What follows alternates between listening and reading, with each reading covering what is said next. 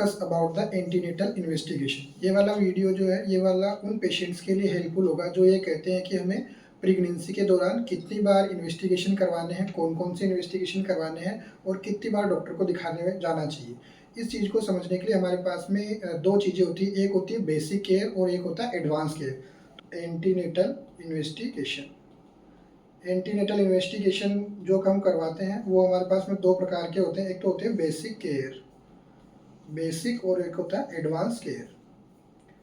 अब जो basic care होता है वो उनके लिए होता है जो कि हम तो कम से कम पैसों में दिखाना चाहते हैं और कम से कम विजिट जो है कम से कम डॉक्टर के पास जाना चाहते हैं। एडवांस जो होता है वो उनके लिए होता है जो ये कहते हैं कि हम डॉक्टर के पास में पूरी केयर लेके जाएंगे और सारे के सारे इन्वेस्टिगेशन करवाएंगे। सबसे पहले विजिट कितनी होनी चाहिए। विजिट का मतलब है कि आपको प्रेगनेंसी के दौरान डॉक्टर के पास कितनी बार जाना चाहिए। आइडियली जो एडवांस केसेज होते हैं उनमें जो फर्स्ट 7 मंथ जो होते हैं उनमें आपको टोटल जो जाना होता है एवरी मंथ जाना होता है, हर महीने आपको दिखाना होता है। तो इसका ऑलमोस्ट 7 विजिट तो ये हो जाती है। 8 मंथ में जो होता है आपको एवरी 14 डेज में जाना होता है, तो 2 विजिट ये होती है। और आपको जो 9th मंथ होता है उसमें आपको एवरी वीक, हर हफ्ता आपको दिखाना होता है। 4 विजिट ये हो जाती है। तो टोटल आपको दिखाना जो होता है एडवांस केयर में 13 विजिट, 13 to 14 विजिट जो होती है डॉक्टर को आपको 15 बार दिखाना होता है। और जो बेसिक होती है उसमें 8 लिस्ट आपको क्या करना है, 8 विजिट, 8 बार आपको दिखाना है। 8 बार में हमें कब कब दिखाना है एडवांस बेसिक केयर में। फर्स्ट जो आपकी विजिट होती है वो 12th वीक पर यानी कि तीसरे महीने पे, उसके बाद 20th वीक पर, उसके बाद जो आपकी विजिट होती है 26 वीक पे, फिर 30 वीक पे, देन उसके बाद में 34 week, 36 week, 1 2 3 4 5 6, 38 week and 40 week. ये वाला जो विजिट होता है ये मिनिमम विजिट होता है। आपको तीसरे महीने में, 5वें महीने पे, 6वें महीने पे, 7वें में 2 बार और 9वें महीने पे आपको 3 से 4 बार दिखाना होता है। मिनिमम 8 विजिट होती है। अब जब आप विजिट कर रहे होते हो तो इन्वेस्टिगेशन कौन कौन से करवाने होते हैं। इन्वेस्टिगेशन जो सबसे पहला जो बेसिक इन्वेस्टिगेशन आता है उसको हम बोलते हैं ब्लड ग्रुप या ABO-RH। ABO-RH ब्लड ग्रुप जो होता है इसको बेसिक जो केयर होती है उसमें भी करवाना होता है और स्टैंडर्ड केयर में, दोनों में ही करवाना होता है इसको। और इसको कब करवाना होता है, फर्स्ट विजिट पे करवाना होता है। अगर आप पहले आ रहे हो एडवांस केयर में 6 वीक to 8 वीक पे आ रहे हो तो आपको तब करवाना, नहीं तो बेसिक में आपको 12 वीक यानी कि तीसरे महीने में जब आ रहे हो तब करवाना होता है। और केवल ये सिंगल एक ही बार होता है। नंबर 2 जो होता है वो होता है CBC, कंप्लीट ब्लड काउंट। जो कंप्लीट ब्लड काउंट होती है हमारी, ये हमको करवानी होती है कब कब, एवरी विजिट पे करवानी होती है। फर्स्ट विजिट जब भी कर रहे हो तब आपको आना है, बाकी उसके बाद में 12 वीक पे करवानी है, 20 वीक पे करवानी है, 26 वीक पे, 30 वीक पे, 34, 36 और 38, 40 वीक लास्ट में जब हम करवाते हैं, जब भी आपको एडमिट करते हैं तो ये करवाना होता है कंप्लीट ब्लड काउंट। नंबर 3 जो नेक्स्ट इन्वेस्टिगेशन आता है उसको हम बोलते हैं urine albumin and sugar. Urine albumin और शुगर जो होती है वो भी एवरी विजिट पे होती है। हमेशा आपको जब भी आप आ रहे हो एवरी विजिट पे होती है। 8 विजिट जो लगती है आपकी बेसिक केयर में, जब 8 बार आओगे तो करवानी है। और अगर एडवांस केयर में आ रहे हो तो 13 जो विजिट होती है आपको उस पर हर विजिट पे आपको यूरिन एल्बुमिन और शुगर का टेस्ट करवाना होता है। नेक्स्ट जब आपके पास में आती है यूरिन रूटीन माइक्रोस्कोपी, या हम इसको बोलते हैं यूरिन कंप्लीट एग्जामिनेशन माइक्रोस्कोपी जो थी। इस वाली जो टेस्ट जो होता है इसको हमें कब कब करवाना होता है, फर्स्ट विजिट पे करवाना होता है। फर्स्ट विजिट पे 12 वीक पे तो आपको इसको करवाना है जब आप बेसिक केयर पे आ रहे हो तो, या फिर उसके बाद में 26 वीक पे और 34 वीक पे। ये जो होती है इस वक्त आपको रूटीन माइक्रोस्कोपी करवाना होता है। एडवांस केयर में भी यही करवाना होता है और बेसिक केयर में भी यही करवाना होता है। तो 12 वीक, 26 और 34 वीक पे रूटीन माइक्रोस्कोपी करवानी होती है आपको यूरिन की। और अगर माइक्रोस्कोपी में कुछ प्रॉब्लम आती है तो हम यूरिन कल्चर सेंसिटिविटी के लिए बोलते हैं, तो अपन को कल्चर सेंसिटिविटी की तरफ हम जा सकते हैं। नेक्स्ट जो हमारे पास में टेस्ट आता है उसको बोलते हैं डिप्सी। डिप्सी का मतलब होता है diabetes in pregnancy study group of India. Government of India की तरफ से ये स्टैंडर्ड ब्लड शुगर है, डायबिटीज़ को डिटेक्ट करने के लिए ये करवाना ही करवाना होता है। रूटीन रैंडम ब्लड शुगर जो होता है उसको हम प्रीफर नहीं करते हैं, RBS को नहीं करवाना है। डिप्सी जो होती है, चाहे आप बेसिक केयर में जा रहे हो चाहे एडवांस केयर में जा रहे हो, आपको 2 बार करवाना होता है। एक तो फर्स्ट विजिट पे, यानी कि जब आप 12 वीक पे आ रहे हो, या उससे पहले अगर आप 6 to 8 वीक पे आ रहे हो, फर्स्ट विजिट पे आपको ये करवाना है। और दूसरा जो होता है वो 24 से 26 वीक के ऊपर करवाना होता है, चाहे वो इस पे बेसिक में आ रहे हो चाहे आप एडवांस केयर लेना चाहते हो। ओके, तो डिप्सी हमेशा 2 बार होगा। नेक्स्ट जो हमारे पास में आता है इन्फेक्शन जो होती है, वायरोलॉजी हम जिसको बोलते हैं, वायरोलॉजी कोई भी इन्फेक्शन को डिटेक्ट करने के लिए बेसिक केयर जब होती है तब हम करवाते हैं HIV, HBsAg और VDRL। ये तीनों के तीनों जो इन्वेस्टिगेशन होते हैं ये बेसिक केयर में इंक्लूड होते हैं। और अगर हमको जो एडवांस केयर अगर देखना है, और एडवांस केयर में हम एक और वायरल मार्कर जो होता है उसको ऐड कर सकते हैं, उसका नाम है anti-HCV। HIV जो होता है एड्स जो उसको डिटेक्ट करने के लिए करते हैं, HBsAg जो होता है हेपेटाइटिस बी को जो है उसको डिटेक्ट करने के लिए करते हैं, और VDRL जो होता है सिफिलिस को डिटेक्ट करने के लिए करते हैं। एडवांस में जो हम करवाते हैं वो हेपेटाइटिस सी जो वायरस होता है इन्फेक्शन, यानी कि जोंडिस, उसको डिटेक्ट करने के लिए करवाते हैं।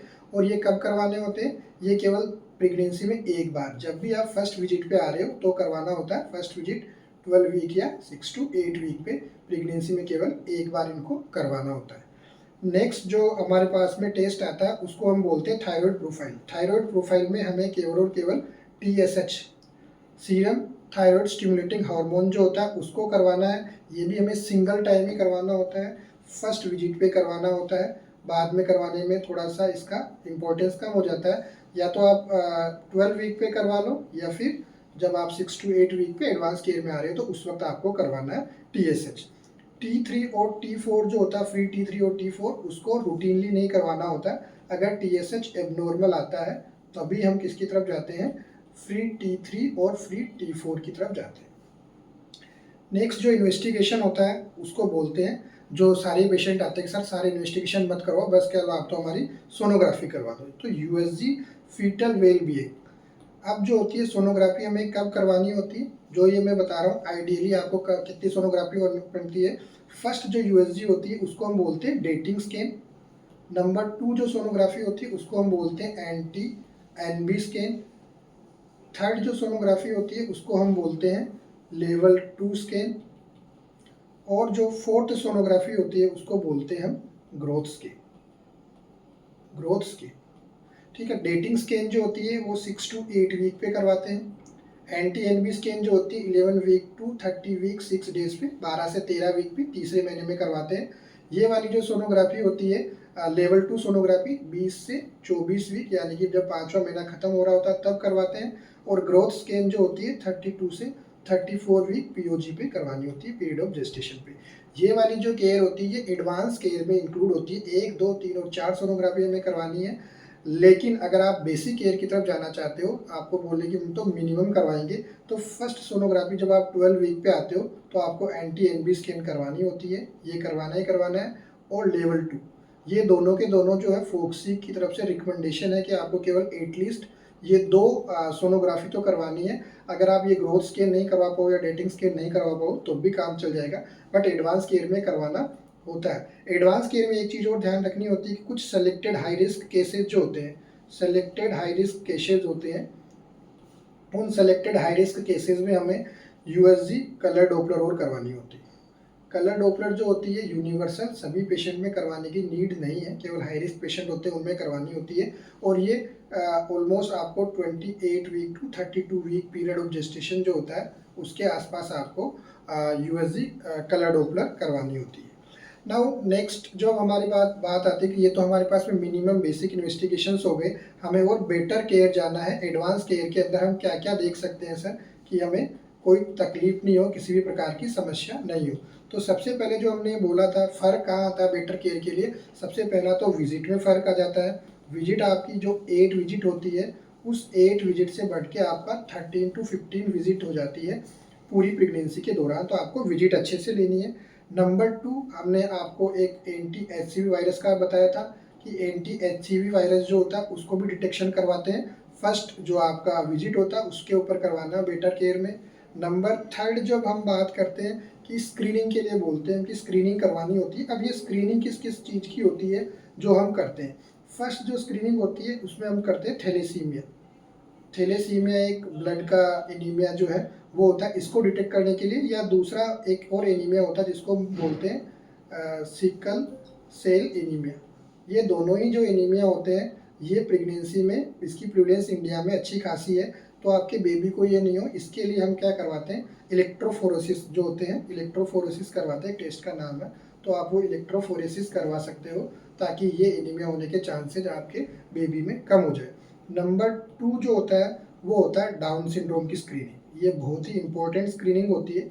डाउन सिंड्रोम का मतलब ये होता है कि आपको क्रोमोसोम नंबर 21 में एबनॉर्मल क्रोमोसोम मिलता है, और डाउन सिंड्रोम में आपका बेबी जो होता है मेंटली रिटार्डेड, जिसको हम सामान्य भाषा में भोला बच्चा बोलते हैं, मेंटली रिटार्डेड बच्चा पैदा ना हो उसके लिए आपको डाउन सिंड्रोम की स्क्रीनिंग सभी पेशेंट में एडवांस केयर में की जानी चाहिए। और इसके लिए हमारे पास में 2 टेस्ट होते हैं जिसको हम बोलते हैं डुअल मार्कर। फर्स्ट जो टेस्ट होता है ये डुअल मार्कर होता है, ब्लड का टेस्ट होता है, और ये 11 वीक टू 13 वीक पीओजी पे करवाना होता है।